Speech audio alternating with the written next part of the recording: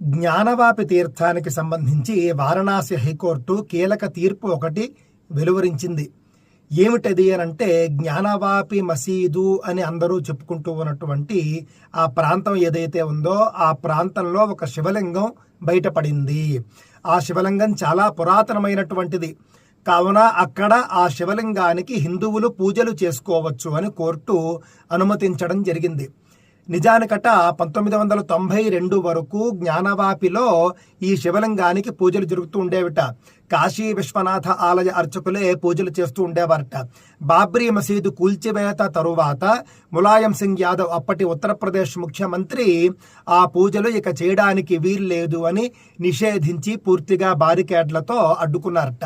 ఇప్పుడు ఆ బారికేడ్లు తొలగించాలి అని, హిందువులు పూజలు చేసుకోవడానికి ఏర్పాట్లు చేయాలి అని కోర్టు తీర్పివ్వడం అనేది అత్యంత శుభ పరిణామం. ఓం నమః.